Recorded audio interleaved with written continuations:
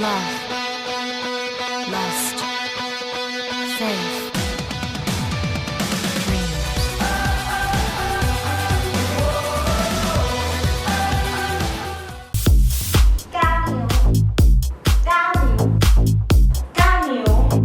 หน้าจอเอาถ่าย เพื่อลดเอาขาและเวลฟ้า ขนาดใหญ่9 นิ้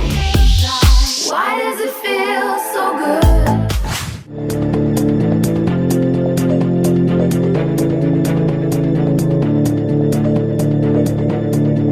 สวัสดีค่ะ ยินดีต้อนรับเข้าสู่รายการ Exercise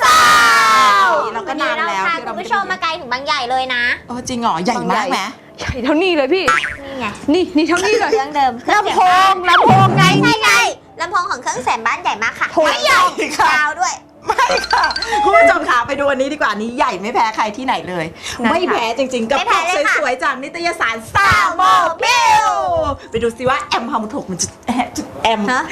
าร์โมเทคจะตัวใหญ่ขนาดไหน อ๋อเหรอ ลำโพงฮาร์โมเทคจะไซส์ขนาดไหน ไปดูเลย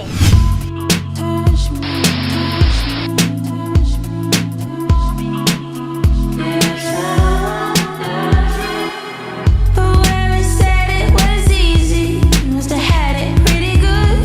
Must have had it pretty good. I want you, boy, to please me. Don't tell me that you could. Don't tell me that you could.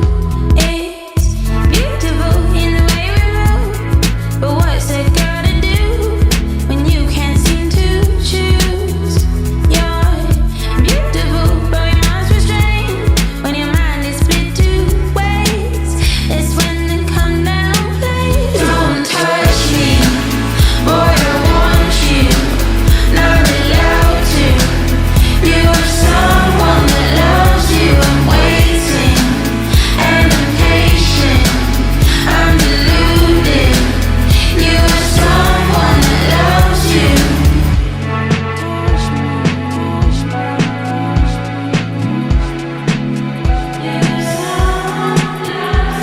Yeah, you want me close so I hear you. I thought I made it clear. Don't whisper in my ear. My heart it keeps getting weaker. โอ้โหแอมใหญ่มากลำโพงใหญ่มาก ฮาร์โมเทคเขาเน้น ฮาร์โมเทค ฮาร์โมเทคค่ะ เด่นจริง ไม่เอานะคะ เด็ดจริงอะ เราไม่เล่นชื่อแบรนด์ของลูกค้าผิดนะคะ ค่ะใช่ ถ้าชื่อแบรนด์ลูกค้าผิด อย่า เขาพร้อมที่จะไม่จ่ายตังค์ทันที ใช่ค่ะ แบรนด์นี้ก็ผิดไม่ได้เช่นเดียวกันเพราะมีสิ่งดีๆมาโชว์พวกเราตลอดเลยกับช่วง สาว Society by Alpine ค่ะ ไปชมค่ะ กันเลยค่ะ เราไม่เคยพูดผิดเลยนะคะ แบรนด์เนี้ยแบรนด์ชื่อว่า เอาพาย ไปดูเลยค่ะ เอาพาย เอาพายเอาพายเอาพายเอาพาย เอาพาย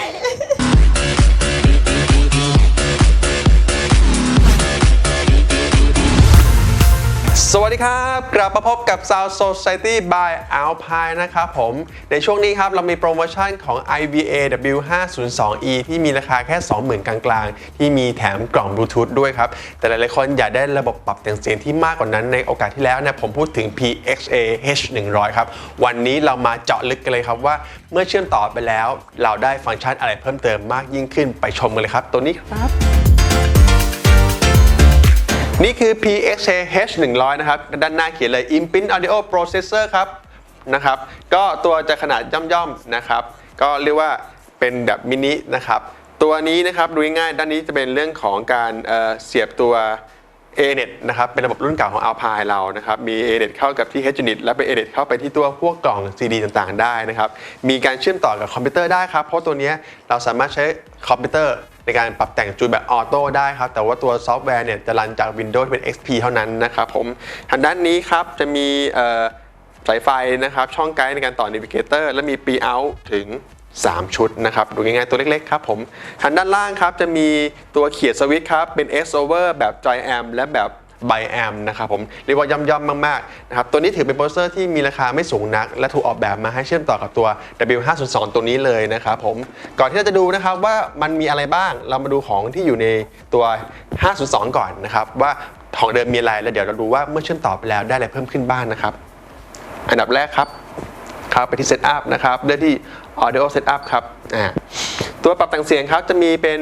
Balance Fader นะครับมี Bass Treble นะครับก็จะเข้าไปเนี่ยจะมีเรื่องของ Level ครับมี Frequency มี Bandwidth นะครับก็ละเอียดระดับหนึ่งครับมี Loudness ให้ด้วยนะครับกลับมาที่เป็น High Pass นะครับ High Pass Filter จะมีเป็นส่วนของ Front และ Rear นะครับ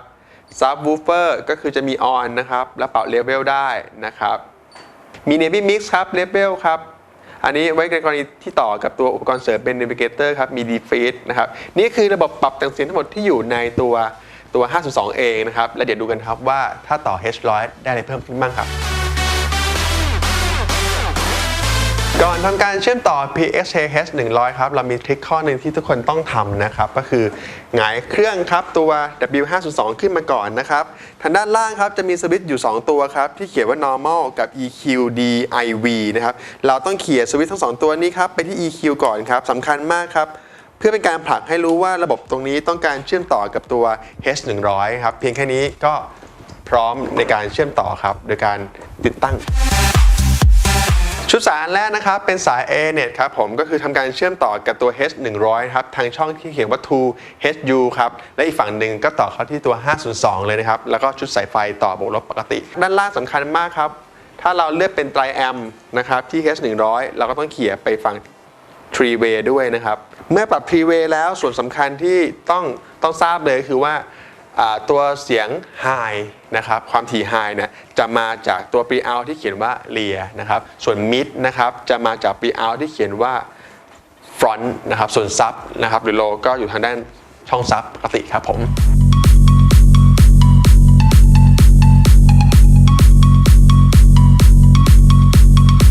ตอนนี้นะครับเราทำการเชื่อมต่อเสร็จเรียบร้อยแล้วครับมาดูว่าเราได้อะไรเพิ่มเติมขึ้นบ้างนะครับในส่วนของระบบปรับแต่งเสียงซึ่งข้อดีครับฟังก์ชันต่างๆนั้นทำงานผ่านจากหน้าจอตัว W502 ได้เลยนะครับไปเซตอัพเหมือนเดิมครับไป Audio Setup ครับนะครับสังเกตครับสั้นลงและมีหัวข้อเพิ่มมาครับ A จุดนะครับ Processor ก็คือ Audio Processor ครับเข้าไปเลยครับโอ้โหมาเพียบครับ MIDI Expander ครับเป็นการชดเชยเสียงครับในส่วนของเสียงที่มีการบีบอัดให้มีคุณภาพเสียงที่ดีขึ้นหนักแน่นมากยิ่งขึ้นครับ Crossover ครับนะครับเป็นแบบไตรแอมป์ครับมี low นะครับ mid low mid high high นะครับเข้าไปดูเล่นๆครับก็สามารถปรับสโลปต่างๆได้ครับนี่ครับก็ปรับได้นะครับถึง24เลยนะครับผมนะครับคมและถูกแม่นยำเนี่ยเป๊ะมากข้อพิเศษนะครับ X over นะครับสังเกตตรงนี้ครับ L บวก R กับ L ทับ R นะครับคือเราสามารถปรับ crossover ลำโพงซ้ายลำโพงขวาเท่ากันหรือปรับแยกซ้ายแยกขวาอิสระกันก็ได้นะครับผมมาดู time correction ครับนี่ครับมี6ช่องสัญญาณครับผมให้เลือกครับก็คือซ้ายขวานะครับหน้าหลัง subwoofer ครับมีตัวหน่วยวัดนะครับ time correction ให้เลือกเป็นเซนนะครับเป็นนิ้วมีกราฟิก EQ ครับถ้า on เช่นกันครับกราฟิก EQ อันนี้เป็นแบบซ้ายและขวาพร้อมกันก็สามารถปรับได้นะครับความละเอียดมากขึ้นถ้าเราเลือกเป็น Parametric EQ นะครับซ้ายและขวาพร้อมกันครับก็สามารถเลือกได้ละเอียดมากยิ่งขึ้นครับผมนะครับมี Factory EQ ครับก็คือ Preset EQ ที่ถูกออกแบบมาจาก Alpine ที่อยากโรงงานเลยนะครับ Twitter ครับสามารถปรับได้ครับเป็นแบบว่า User หรือ Maker ครับก็คือถ้าเราต้องการปรับในส่วนของ Twitter ให้มีความถี่ต่ำตั้งแต่20 Hz สามารถเลือกเล่นได้ครับก็คือเลือกตรงนี้เป็นแบบ User นะครับก็คือสามารถปรับได้สุดมากยิ่งขึ้นนะครับ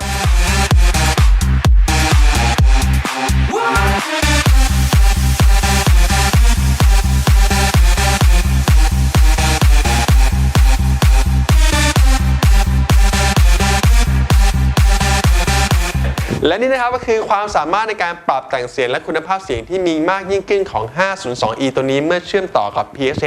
H100 ครับตัวนี้ครับบอกครับราคาเนี่ยไม่ถึงหมื่นเลยครับเรียกว่าให้ความคุ้มค่าเรื่องของเงินแน่นอนและคุณภาพเสียงที่มีความครบถ้วนนะครับแต่ถ้าใครต้องการสุดกว่านี้นะครับผมมีแอบนิดๆครับ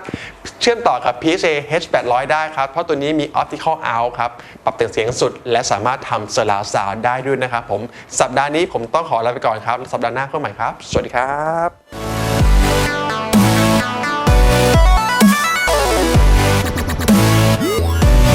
โอ้โห โหคุณผู้ชมค่ะบอกแล้วว่าเอาพายมากี่ทีก็รับประกันถึงความเด็ดสลติเคยได้ยินไหม เด็ดสลัดโบราณนิดนึงนะเด็ดสลัดตี แต่วันนี้หนูรับรองว่าคอนเทนต์ที่หนูพามาให้ชาวเอ็กซ์สาวได้รู้จัก ก็ กั เด็ น ดสลัดตีไม่แพ้กัน กับข้างหลังนี้เลยค่ะกับ Poem Audio นะคะ ถูกต้อง แล้วก็ขับของคนรักฝ่ายเพลง ใช่ คืออะไร แล้ว มัน และ คือ ที่ อะไร สำคัญยังไม่หมดเท่านี้ เพราะว่าเขามีร้านติดตั้งเครื่องเสียงเขาบอกว่าเป็นเจ้าพ่อฝั่งชัยนาท โอ้ เขาพาขับของเขามาแบทเทิลกันก็คือพี่โก้ชัยนาทซาวนั่นเองกับขับของพี่โก้เขายกทีมของเขาขับรถมาไกลถึงบางใหญ่ เขาเรียกว่าแลกความรู้แลกประสบการณ์แลกแนวคิดแลกวิธีฟังระหว่างเครื่องเสียงบ้านกับเครื่องเสียงรถยนต์เดี๋ยวเราไปดูผลกันว่าระหว่างการแบทเทิลของเครื่องเสียงรถและเครื่องเสียงบ้าน ใครจะอยู่และว่าใครจะไป แต่ที่แน่ หนูว่าอยู่กันทั้งคู่ เอ เชื่อเถ อ อะ ใครจะเพาะกว่า ใครจะเพาะนั่นกว่า ไม่เดี๋ยวฉันไม่รู้อ่ะ ไปดูกันดีกว่าค่ะคุณผู้ชม ไปดูค่ะ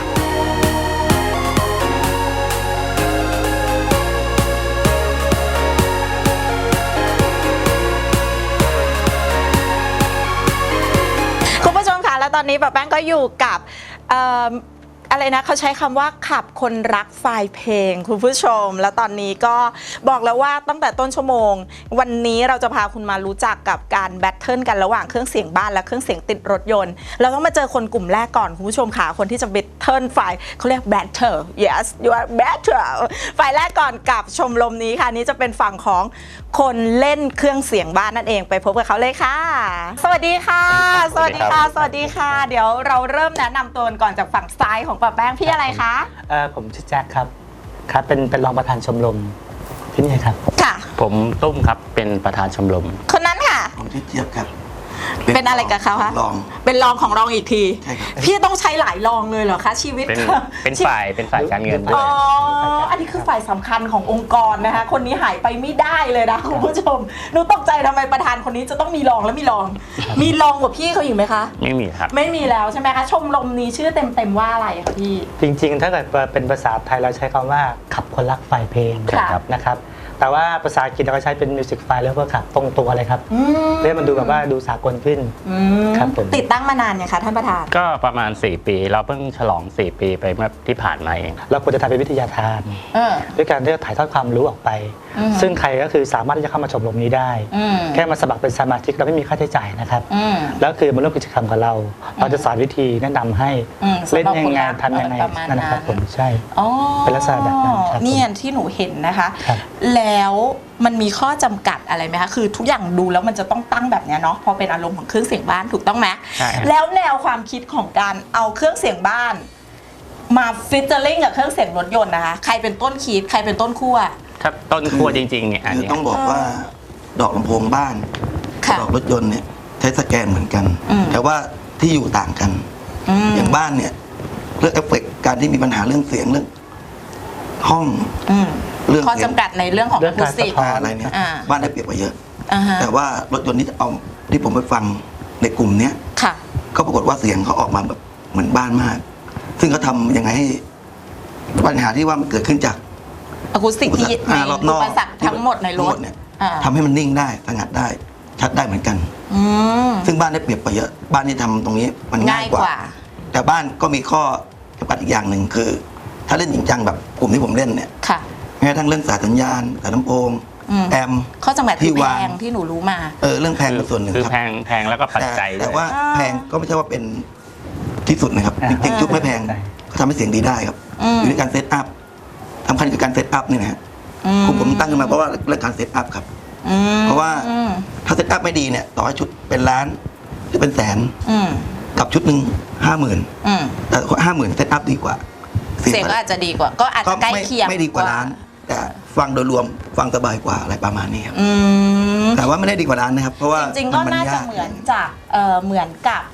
แนวคิดของรถยนต์ที่พวกเราเจอมาเหมือนกันนะคุณผู้ชมเขาจะให้ความสำคัญของอุปกรณ์ใน50จูนอัพอีก50ถูกต้องไหมน่าจะใกล้เคียงกัน เซตอัพสำคัญมากครับ แล้วเสร็จแล้วงานในวันนี้มันก็เลยเกิดจาก พี่เขาฟังทั้งที่เป็นฟังบ้านแบบนี้ ครับ แล้วก็บังเอิญเคยไปฟังกับรถยนต์แล้วรู้สึก เฮ้ยทำไมเสียงใกล้เคียงกันแบบนี้ ก็เลยจับมาแมทช์กันในวันนี้ ใช่ครับ งานในวันนี้ก็เลยเกิดขึ้นคุณผู้ชม ครับ โอ้กิจกรรมในวันนี้มีอะไรบ้างคะมีใครจะเล่าให้หนูฟังได้บ้าง ก็อันแรกเนี่ยคืออยากจะแนะนำกับเครื่องเสียงบ้านที่เราเล่นแล้วเล่นคุณภาพสูงสุดเนี่ยมันเป็นยังไง คือเอาพี่ที่เล่นเครื่องเสียงรถยนต์มาฟังก่อน เขาต้องมาฟังก่อน อ่า พอฟังเรียบร้อยเสร็จแล้ว เราก็จะเลือกคัดแบบอัลบั้มไหนที่ว่ามันเด่นๆเพลง จ้ะ ดีๆเพราะ เออ ๆเอาเพลงนั้นแหละจะไปเปิดในรถยนต์ด้ว ไป ย เทียบกันสิ เพื่อจะดูว่าไอ้คุณภาพระหว่างดอกของสแกนเนี่ย ค่ะ กับที่มันอยู่ในบ้านเนี่ยแล้วคุณภาพเสียงมันได้ขนาดเนี้ย อ่า แล้วมันไปอยู่ในรถยนต์กับเพลงเดียวกันเนี่ย อ่ามั มันจะได้คุณภาพระดับไหน นั่นหมายถึงว่าดอกลำโพงที่ติดอยู่ในตู้นี้ คือเป็นดอกรุ่นเดียวยี่ห้อเดียว ยี่ห้ ที่ อเดียว จะเอาไปติดอยู่ในรถยนต์ ใช่ครับ แล้วเสร็จแล้วเราก็จะใช้แผ่นเดียวกัน เพลงเดียวกันด้วย เพลงเดียวกันเอาไปฟัง แล้วก็เปรียบเทียบกันว่า อ่า เอาเครื่องเสียงบ้านไป